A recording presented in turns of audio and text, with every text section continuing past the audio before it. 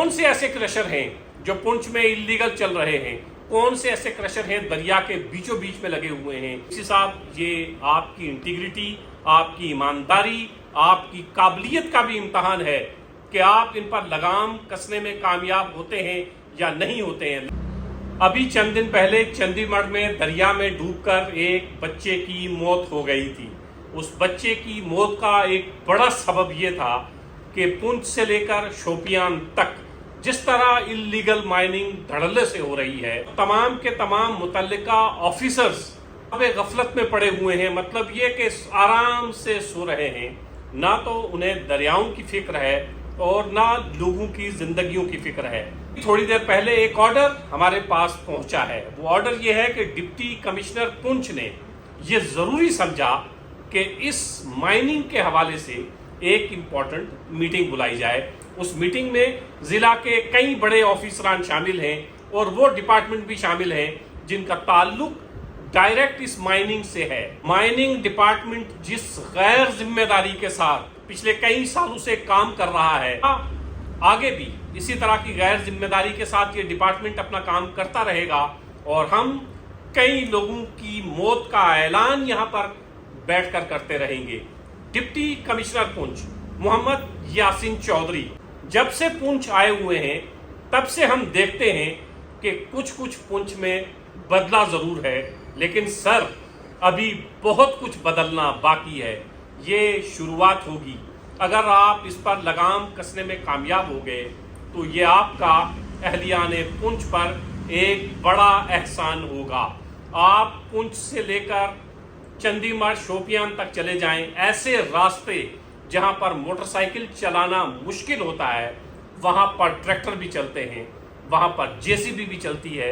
ऐसी ऐसी जगह पर रास्ते बने हुए हैं कि आदमी हैरत ज़दा रह जाता है कि यहाँ जेसीबी और ट्रैक्टर किस तरह पहुंचते हैं।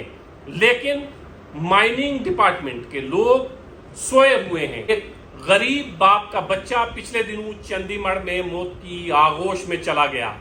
माइनिंग डिपार्टमेंट के पास करोड़ों रुपए का रेवेन्यू जमा होता है। क्या माइनिंग डिपार्टमेंट का कोई ऑफिसर उस बच्चे के घर गया और ये कहा कि हमारी गलती की वजह से इस बच्चे की जान गई है?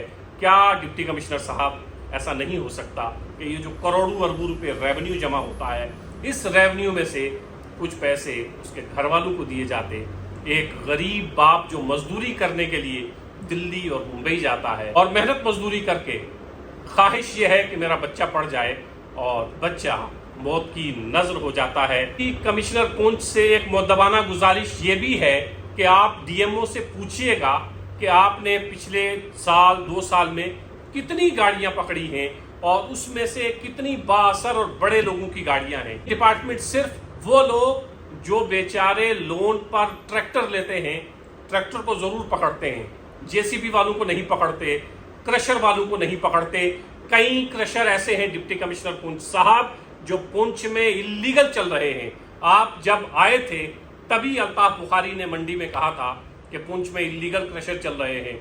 उम्मीद ये थी कि पुंछ की बात न सुने, लेकिन एक फॉर्मर मिनिस्टर की बात तो आप जरूर सुनेंगे और आप तहकीकात करवाएंगे। कौन से ऐसे क्रशर हैं जो पुंछ में इल्लीगल चल रहे हैं? कौन से ऐसे क्रशर हैं दरिया के बीचों बीच में लगे हुए हैं? कौन से ऐसी जेसीबी जो दरिया के बीच में जाकर रेत और बजरी निकालती है?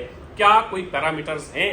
क्या माइनिंग डिपार्टमेंट ने बताया है कि ये ब्लॉक ऐसे हैं जहां से आप रेत और बजरी निकाल सकते हैं? और फिर रेत और बजरी निकालने के जो तरीके हैं, क्या वो तरीके आपने लोगों को बताए और क्या उन तरीकों पर अमल हो रहा है? क्या जेसीबी को आप दरिया के बीच में ले जा सकते हैं?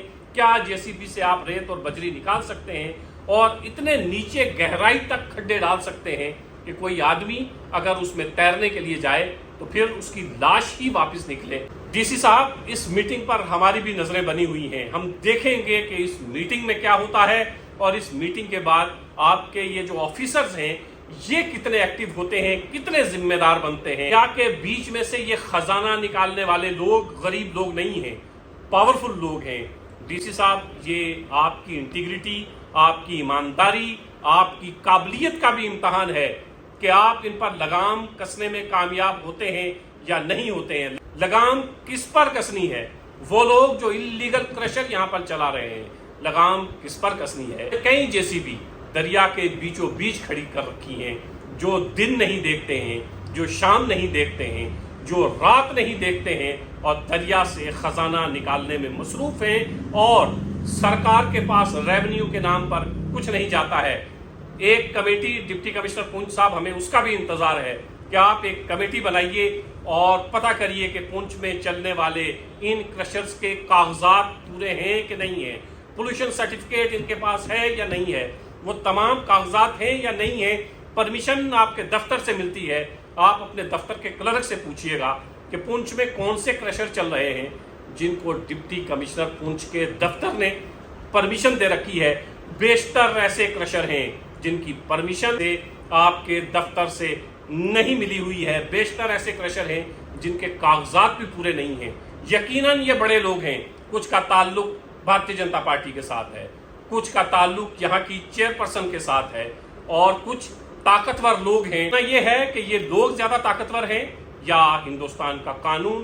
देखना यह है कि इन लोगों की मर्जी से पुंछ चलेगा या कोई कानून, कोई ज़ाब्ता है जिससे पुंछ चलेगा। कमिश्नर पुंछ साहब, ये आपका इम्तहान भी है, और अगर आप इस इम्तहान में कामयाब हो जाते हैं तो ये आपका एहसान पुंछ के तमाम लोगों पर होगा और पुंछ की नस्लों पर होगा, क्योंकि ये तमाम चीज़ें जो बर्बाद हो रही हैं इसके मालिक पुंछ के लोग हैं। यहाँ जितना भी नुकसान होगा पुंछ के लोगों का होगा। 2014 का फ्लड जब आया था तो उसने जितनी तबाही मचाई थी, उस तबाही का एक बड़ा सबब यह था कि उस वक्त भी इसी तरह इल्लीगल माइनिंग हो रही थी।